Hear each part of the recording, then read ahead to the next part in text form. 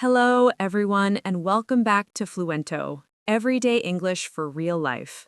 This is the podcast where we slow things down just a little, take a breath together, and remind ourselves that learning English doesn't have to feel stressful or overwhelming. I'm Anna, and I'm here with my dear friend and co-host, David, who is holding a cup of tea that looks like it's been carefully chosen for emotional support. It absolutely has. This tea has one job today, Anna, and that job is to help me feel calm, focused, and brave enough to speak honestly about learning languages. I love that. And honestly, that connects perfectly to today's topic, because today we're talking about something simple but very powerful, something people often overlook. Yes, today we're talking about a kind of secret. Not a dramatic movie-style secret, but one of those quiet truths that actually changes everything once you really understand it. Exactly. And if you're listening right now and thinking, I want to improve my English, but I don't have enough time or energy or confidence, this episode is for you. You know, Anna, when people ask me, what's the best way to learn English? They usually expect a big answer, like study for hours every day, or move to another country, or use 5 different apps at once. Yes, big solutions, big goals, big pressure. But the real answer is actually very small. Very small and very human. The secret is what you do every day, even when you're tired, even when you only have a few minutes, especially then. I want to pause on that word for a moment, every day. Because for many learners, they think progress comes from doing something big once in a while, maybe studying for 2 or 3 hours on Sunday and then nothing the rest of the week. I used to do that with the guitar. I'd practice for a long time one day, feel proud, and then not touch it again for 10 days. And how did that go? Terribly. I forgot everything, my fingers hurt, and I started to believe I was bad at guitar when really I just wasn't consistent. That happens with language learning too. People don't fail because they're untalented, they fail because the process feels too heavy. So today, we want to take that weight off your shoulders. Yes, we want to show you how English can live inside your daily life in a gentle way, not as homework, not as pressure, but as something familiar. Because English is not just something you study, it's something you use. Exactly. And you don't need 5 hours a day. You don't even need 30 minutes. Sometimes 5 minutes is enough, if those 5 minutes happen every day. Let me tell you a story. I once had a student who was extremely busy. Full-time job, family, very little free time. She kept apologizing to me for not studying more. I already feel that guilt. Yes. And one day I asked her very gently, how many minutes a day can you realistically give English? What did she say? She thought for a moment and said, 5 minutes, maybe 10 on a good day. That's honest. It is. So I told her, okay, then 5 minutes is your plan, but it must be every day. No long lessons, no perfect grammar, just 5 minutes of connection with English. And what happened? After a few months, her English became smoother. Not perfect, but confident. She started speaking without fear. And the best part? She stopped feeling guilty. That's huge because guilt kills motivation. It does. Learning works better when it feels kind. So let's talk about what these small things can look like in real life. Yes, because small doesn't mean boring. For example, music. Music is a gift to language learners. Absolutely. A song stays in your head, you remember phrases without trying. I still remember English expressions because of songs I loved years ago. Even now, certain lyrics pop into my mind. And you don't need to understand every word.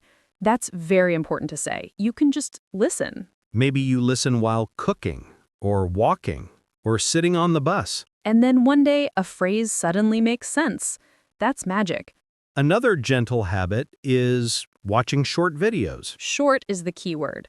Yes, not a full movie after a long day, just a short clip, a cartoon, a simple YouTube video. Cartoons are wonderful for beginners, actually. The English is clear, the emotions are obvious, the stories are simple. And adults often forget they're allowed to enjoy simple things. So true. Learning doesn't need to look serious to be effective. Now, speaking.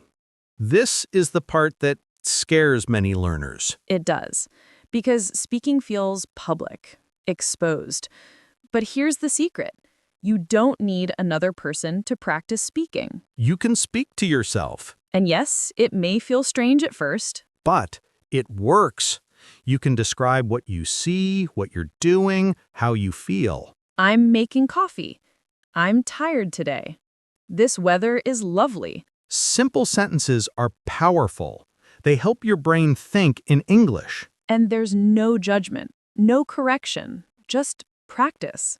Reading is another place where small steps matter. Many people choose books that are too difficult and then feel discouraged.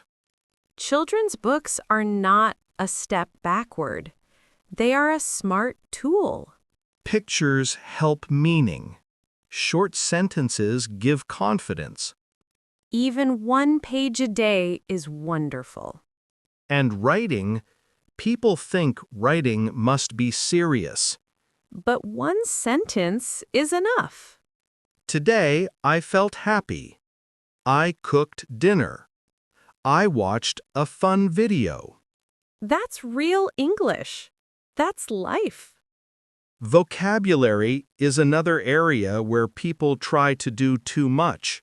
Yes, learning 20 words at once sounds impressive, but it doesn't last. 1 word a day is sustainable. And meaningful. You can connect it to your life. Say it out loud. Write it. See it. Over time, those small words become a strong foundation.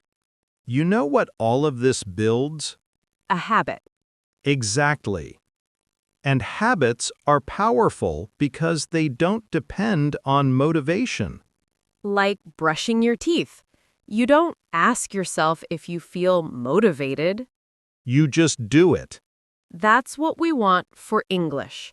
A small, daily habit. And mistakes are part of that habit.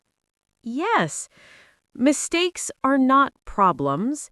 They are signs of growth. Like a baby learning to walk. They fall a lot. But we don't tell them to stop trying. We encourage them. We smile. That's how we should treat ourselves with English. Kindness helps learning stick. So if we leave our listeners with one feeling today, what should it be? I hope they feel calm, capable, hopeful. I hope they realize they don't need to change their whole life to learn English.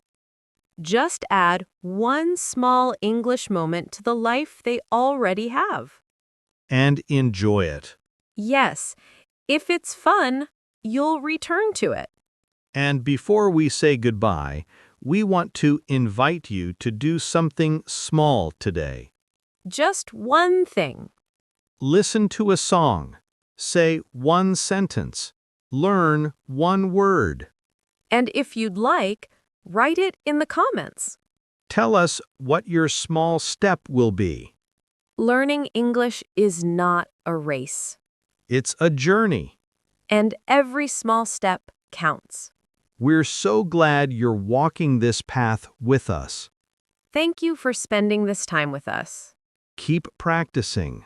Be kind to yourself. And we'll meet you again next time on Fluento, Everyday English for Real Life. Bye for now.